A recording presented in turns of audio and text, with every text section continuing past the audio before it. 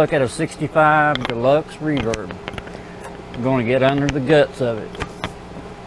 Before we get started, we're going to discharge all the capacitors. This is a little shortened tool I made. Oh, that's homemade? Yeah, it's got a 100 ohm resistor taped around it right here. You know what? Maybe It'll discharge all your caps without knocking you down.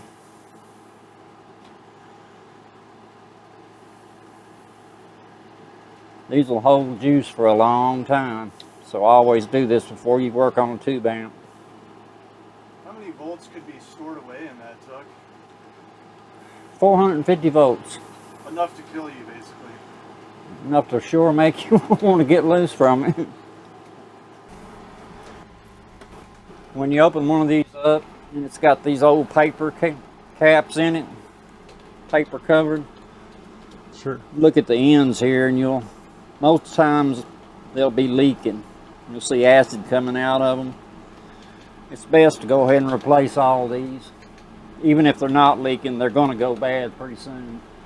This is probably 45, 50 years old. So we'll make sure we ain't got any voltage still hanging around. 13 volts. That ain't enough to bother us, but we'll go ahead and get it all out of there.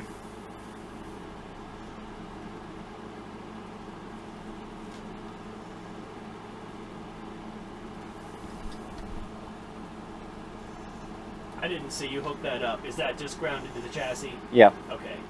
Just put you a little alligator lead on one end, screwdriver on the other. Put your resistor in between the screwdriver and the wire, and it'll discharge slowly instead of arcing real big and burning your screwdriver up. Gotcha. You know, that's a reoccurring thing that I've seen is amp techs that make their own dischargers.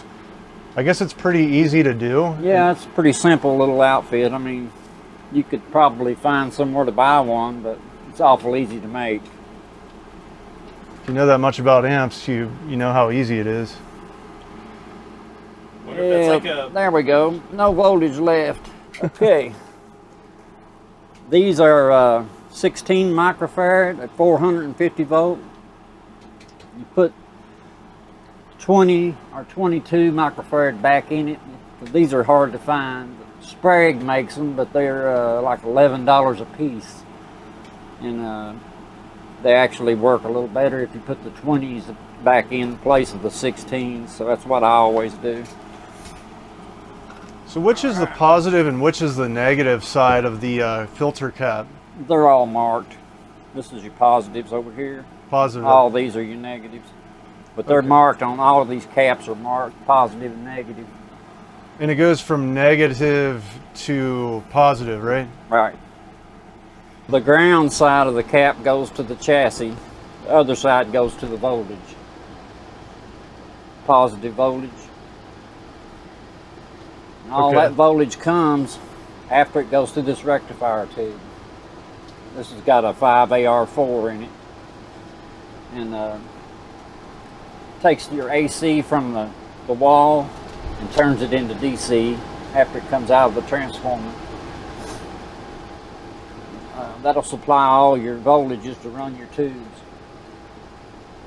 All these will have a 6 volt AC to run the heaters, and then you'll start down here with your first preamp tube, and this will be your smallest voltage. You'll run about 160 on the plates of both of these, and it'll come up as it goes toward the output tubes.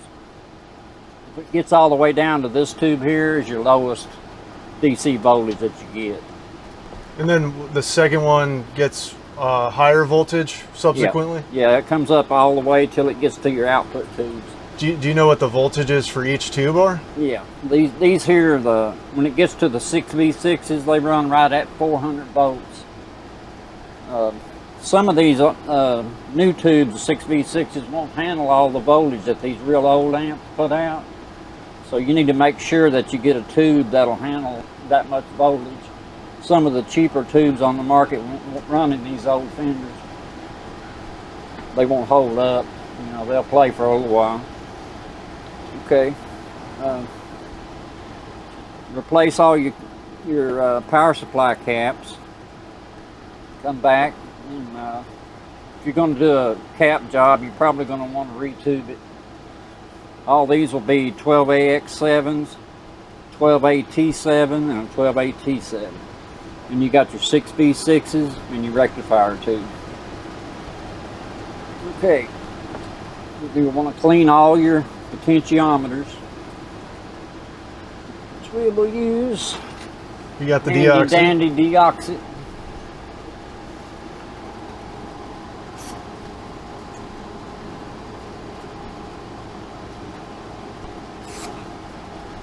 This stuff is really great. Cleans all that static out. You can use it on all your jacks too. You got some cords that cut in and out. That's usually the jack dirty.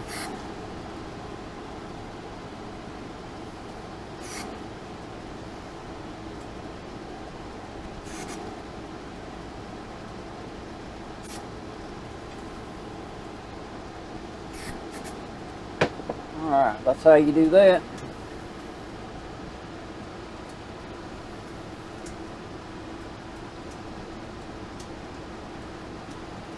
Alright, now these caps here are your tone capacitors. All they basically do is they send part of the signal for your bass and your treble to ground. So when you turn the treble and the bass wide open, it's actually not doing anything. It's sending the whole signal through. And when you back them off toward ground, the pot, it starts sucking out either the highs or the lows, whichever one you cut back. Okay. That's how these old amps work. You've got for this amp here, you've got a .047 for the bass, .022, and a 250 picofarad for the treble. Same thing for this channel here. Right here's one's for this channel, and this is the ones for the first channel. You short over what the ground you don't want by backing it off on the treble or the bass. These old amps here didn't have a mid. They've got a mid cap that's soldered in right here on your volume pot. Now these sound real trebly. If you want to unsolder this pot right here, take that cap out, it'll make these amps sound a little warmer, not so trebly. That's how I usually do on my amp, but since this is customers, we're going to leave it stock. This channel here doesn't have that cap on it. It's a treble bleed cap. That's about all you need to check on one of these. Check all your tubes, of course. Replace the ones that are bad. Set your bias. Clean all your pots. If you have any kind of hum, you want to check these caps on the bottom with a cap meter and check and see if they're leaking. I always like to replace them, period. You know, they're not that much money, and you're going to have a lot better sounding amp if you just put new ones in it. Yeah, that seems like one of those parts where if you're in here, well, especially if don't put it back together without that's changing original caps that's in this. Yeah, they've been in here since 1965. So chances are about half of them is going to be bad. Okay, I guess we can plug into it now and see if it sounds any different.